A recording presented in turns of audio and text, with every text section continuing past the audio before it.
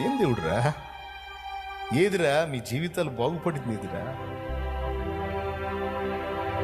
బతుకులేనంటారు మీవే, బతికేనా నీవే? కొండ్రా కదిలితే దేవుడు దేవుడు దేవుడు ఏంట్రా? మీకంటే 7 వెనకలు వచ్చారు వాళ్ళు, ఎట్లున్నారు చూడండి. ఈ బతుకులు చూడండి రా. ఓకే, తగులుతాయి మాటలు నొప్పి, నోటి మాటలు నొప్పి. ఏం చేయగలవు?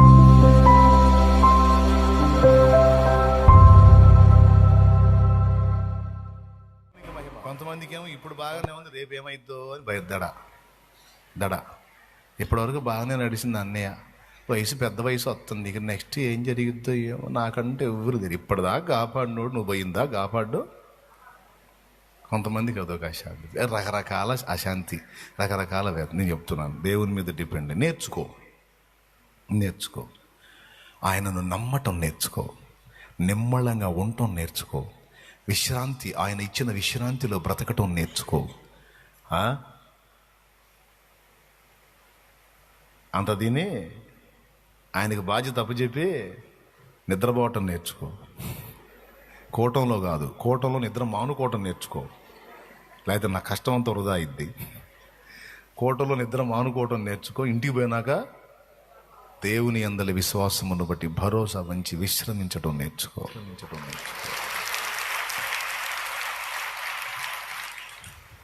దేవునికి అప్పచెప్పడం నేర్చుకో. చిన్న బిడ్డలాగా రాయ్, నువ్వు ఉన్న విశ్వాసపు మెట్లో రాయ్, తప్పులేదు. ప్రార్థిది రాయ్, మారు మనసు లేని నీ కుటుంబ సభ్యుల లిస్టు రాయ్, ఎయ్, నీ డైరీలో రాసుకో, పెట్టు. వీళ్ళ సంగతి ఏందంటుండ్రు రోజు. అంతే. దూతను పంపిస్తాడో ఆయనే పోతాడో నీకు అనవసరం. ఆయన మాట్లాడుకుంటాడు, వాళ్ళని ఒక దారి చేస్తాడు. నీకు ఎందుకు? నువ్వు విశ్వాసంతో చేయాలి.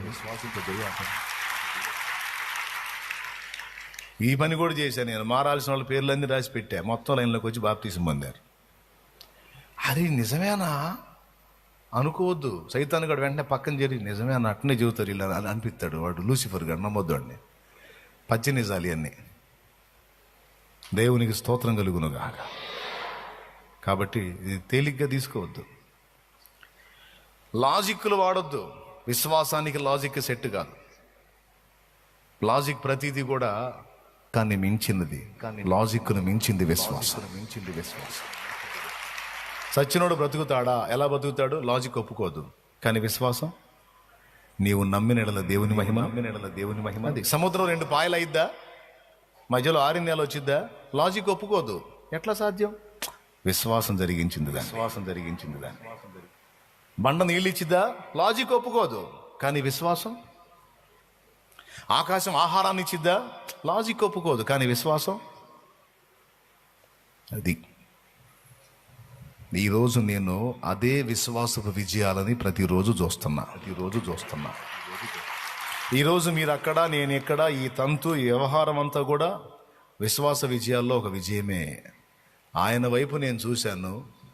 నేను విశ్వసించిన విశ్వాసాన్ని ఆయన సిగ్గుపరచలా. లాజిక్ ప్రకారం అసంభవం ఇది. పక్క లాజికల్గా ఇది అసంభవం. నాకు ఈ జీవితం, నాకు ఈ పరిచర్య, నాకు ఈ లైఫ్ ఒక పునర్జన్మ లాంటిది. నాకు మళ్ళీ తిరిగి జన్మించినటువంటి జన్మ, క్రొత్త జన్మ లాంటిదే, ఒక నూతన జన్మ. పునర్జన్మ అంటే సచ్చినోడు మళ్ళా పుట్టడం, అది కాదు. క్రొత్త జన్మ అన్నమాట, క్రీస్తు యేసునందు. ఇది ఊహించనిది ఇది, కానీ విశ్వసించాను. దేవుడు నా ఎడల కార్యం చేయగలడు. ఈరోజు చూసి దేవుని మహిమపరుస్తున్నాను. కాబట్టి అందుకే పాటలు పాడుకున్నాను. విశ్వాసముతో విజయాలను నిత్యము నే పొందేదా, నీతోనే నిలిచేదా. అసలు ఏం పట్టించుకున్నట్టే ఉంటాడు దేవుడు, ఏమి అసలు అంటనట్టే ఉంటాడు. సైలెంట్గా కార్యాలు చేసి కూర్చుంటాడు ఆయన. ఎవరు కృంగిపోవడానికి వీల్లేదు, ఎవరు దిగులు పట్టడానికి వీల్లేదు. నా టైం పోతుంది, నేను ఇలా అయిపోయాను, నేను అలా అయిపోయాను, నేను దేవుని కోసం కాచుకుంటే నాకేమో వచ్చి నో అనుకోవద్దు. దేవుని కొరకు ఎదురు చూస్తున్నావు, నిరీక్షించు. యెహోవా కొరకు ఎదురు చూసేవాళ్ళు నూతన బలం 40 ఏళ్ల నిరీక్షణ. కనీసం సంవత్సరానికి 10 గొర్రెల కాడికి లెక్కేసుకున్న మోషేకి 40 సంవత్సరాలకి ఎన్ని కావాలా? 400 గొర్రెలు కావాలా? కానీ ఒక్క చిన్న గుంపు 10 గొర్రెల మంద కూడా తనది లేదు. తన మామ మంద అయిన ఇత్రో మంద అయినటువంటి మందని తీసుకొని అరణ్యం అవతలికి పోయాడు. దేవుని పర్వతమైన హోరేబునకు వచ్చానన్నాడు నిర్గమాకాండ 3లో. అయిపోయిందండి, ప్రార్థన చేయబోతున్నా. సంతోషంగా స్తోత్రం చెప్పండి. ముదిరిపోయారు మీరు. అసలు ఎంత నిరీక్షణ అండి మోషేకి, ఎంత నిరీక్షణ, ఎంత ఎదురుచూపు. 40 ఏళ్ల కాలం ఎదురు ఎవరైనా చూస్తారా? ఏనాటికైనా నా దేవుడు వస్తాడు, నన్ను పిలుస్తాడు, నా ప్రజల్ని విడిపించడానికి నన్ను వాడుకుంటాడన్న విశ్వాసం ఎవరికైనా నిలబడిద్దా? 40 ఇయర్స్. నేనంటాను మోషేలో ఆ విశ్వాసం ఉంది అని. ఎందుకు చెప్పనా? తన కోసం ఆస్తి కూర్చుకోలా మామగారింటి దగ్గర. 40 ఏళ్లుగా అదే స్థితిలో ఉన్నాడు. 40 సంవత్సరాలప్పుడు కూడా, 40 ఏళ్ల ముగింపులో కూడా తన మామ మందనే మేపుతున్నాడు, కానీ తన కోసం ఒక మందని రెడీ చేసుకోవాలి. ఎందుకో తెలుసా? ఏ నాటికైనా నాకు ఈ స్థితి మారిద్ది. నేను ఇక్కడ మందల్ని సంపాదించి ఇక్కడ బిల్డింగులు కట్టి ఇక్కడ ఊరేగేది కాదు. ఏ నాటికైనా నా ప్రభు నన్ను దర్శిస్తాడు, నా ఈ దీన స్థితిని ఆశీర్వాదకరమైన స్థితిగా మారుస్తాడు అని సుదీర్ఘ నిరీక్షణ, సుదీర్ఘ విశ్వాసం మోషేని సిగ్గుపరచలా. 40 ఏళ్ళైనా తన కోసం ఒక చిన్న మందని సంపాదించుకోలేని చేతగాని అల్లుణ్ణి ఏ మామైనా సన్మానిస్తాడా? బజార్ వాళ్ళకి ఏం చెబుతాడు తెలుసా? ఈ మందేమో నాదండి, అలా మందేమో మా అల్లుడిది, వాడు కొంచెం సంపాదించాడులే. వెంటనే మావయ్య ఎవరు గుర్తొస్తారు? మావయ్యకి వాళ్ళ అల్లుడు గుర్తొస్తాడు. ఎవరు అల్లుడు? మోషే. ఎక్కడెక్కడో నిన్నగాక మొన్న వచ్చిన వాళ్ళు మందలు సంపాదించుకుంటున్నారు. మా అల్లుడు కూడా ఉన్నాడు. ఎందుకు? ఇన్ని సంవత్సరాలుగా నా మందనే మేపుకుంటా బతుకుతున్నాడు, కానీ తనకంటూ ఒక ఆలోచన ఏది చేయలే. Waste fellow. ఎన్ని రకాలుగా అనుకున్నాడో. సిప్పోరా కూడా పెడద్రమే. ఎందుకు లెక్క చేసిద్ది? సంపాదించి కుప్పల మీద కూర్చోబెడితే లెక్క చేసిద్ది, కానీ ఎప్పుడు చూసినా మావయ్య మరి మందం తోలకెళ్ళేదా? తోలకెళ్ళా, ఏం చేస్తావు, నీకేం గతి లేదుగా పా.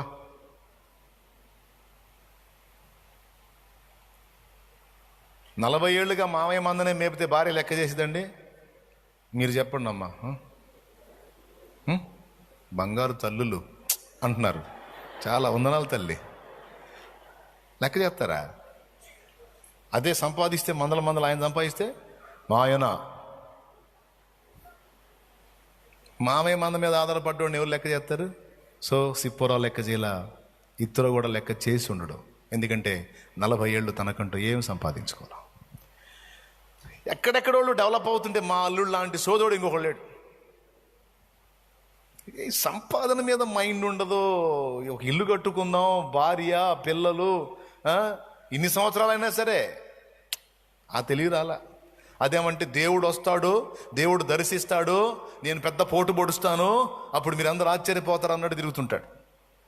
ఆ దేవుడు ఎప్పుడు వస్తాడో, ఈయనకి ఎప్పుడు విడుదల వచ్చిద్దో, ఈయన ఎప్పుడు బాగుపడతాడో, అందరు మనుషుల్లా మా అల్లుడు ఎప్పుడు ఉంటాడో.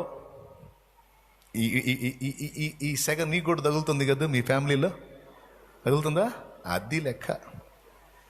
తగలకుండా ఎందుకు ఉంటుంది? తగిలిద్ది. దానికి నా దేవుని సమాధానం ఏం జరిగింది? గొర్రెల మందని మేపిన వ్యక్తి చేత అచ్చంగా కాలిబలమే 6 లక్షలు. ఇక పిల్ల జల్ల ఆడ మగ మొత్తం కలిసి ఎన్ని లక్షలు ఉంటారో ఊహించండి. అన్ని లక్షల మంది జనాభాకి ఒక్కడే నాయకుడు మోషే. సుదీర్ఘ విశ్వాసం, సుదీర్ఘ నిరీక్షణ మోషేని సిగ్గుపరచల. నా జనులు ఇక ఎన్నడూ సిగ్గుపడరంటివే, నా జనులు ఇక ఎన్నడూ సిగ్గుపడరంటివే.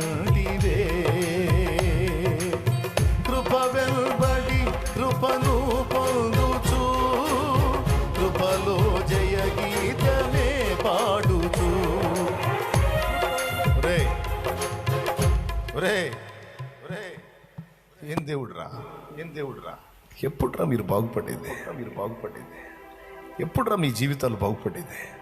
మాయ్ ఏం దేవుడే పిచ్చిదానా, ఎప్పుడే మీరు బాగుపడేదమ్మా. మీ బతుకులు చూస్తూనే ఉన్నాయి సంవత్సరాలుగా, మీ బతుకులు అంతే తెల్లారుతున్నాయి. ఏం దేవుడురా, ఏదిరా మీ జీవితాలు బాగుపడింది, ఏదిరా బతుకులేనంటారు మీ బతికేనా నీది.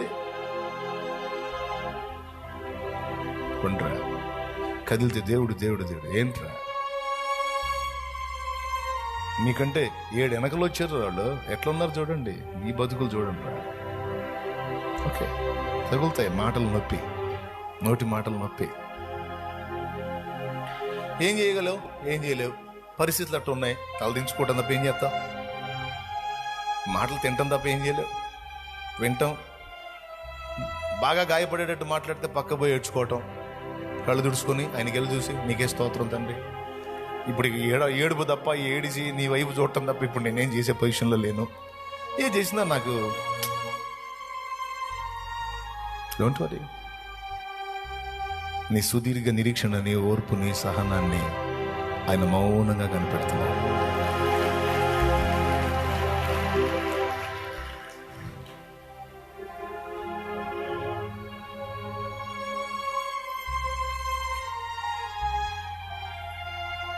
నేను పడ్డా ఈ మాటలు, అందుకే చెబుతున్నా. అనుభవం లేకుండా ఎట్ట వస్తాయండి, అనుభవించి చెబుతున్నా. కానీ ఆ మాటలన్నీ అననిచ్చి మా చేత విననిచ్చి పడనిచ్చి ఒక దినాన ఆయన దర్శించి ఆయన లేవనెత్తాడు. ఆ అవమానకరమైన మాటలన్నీ ఈరోజు గుర్తు చేసుకొని కన్నీళ్లతో ప్రభుని స్తుతించేటట్టు చేశాడు. ఆనాడు ఆ మాటలు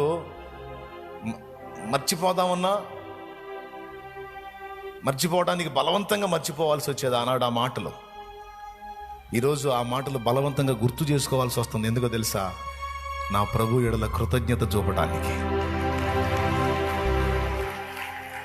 మర్చిపోతున్నా, గుర్తు రావట్లే, అయినా సరే బలవంతంగా గుర్తు చేసుకొని అలాంటి స్థితిని ఇలా చేసావు నువ్వు.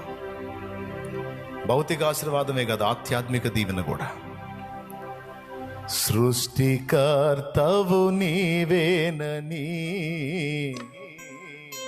దైవిక స్వస్థత నీలోనని. స్వస్థత అనగానే రోగాలకి అనుకోవాకండి, మన బట్టి అగచాట్లన్నిటికీ కూడా దేవుడిచ్చే పరిష్కారం స్వస్థతతో సమానమే. మోషే నిరీక్షణ ఆయన సిగ్గుపరచాల, నీ నిరీక్షణ కూడా నిన్ను సిగ్గుపరచదు. విశ్వసించు, నేర్చుకో.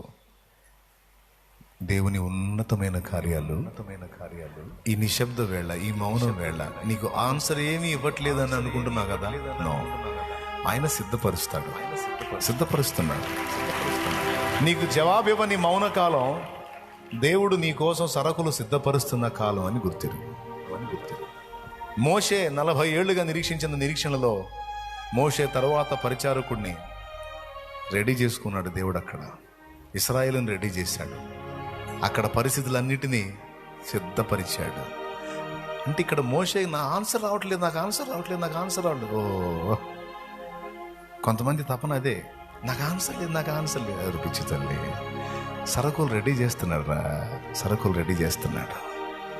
అదే దేవుడు మౌనం. లేకపోతే నీకంటే తొందరే.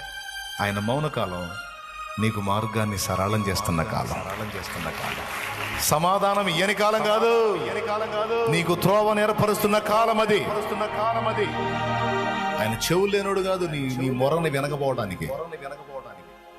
డోంట్ వరీ, మార్గం సరళం చేస్తూ ఉంటాడు, తప్పకుండా ఫలాన్ని చూస్తాం.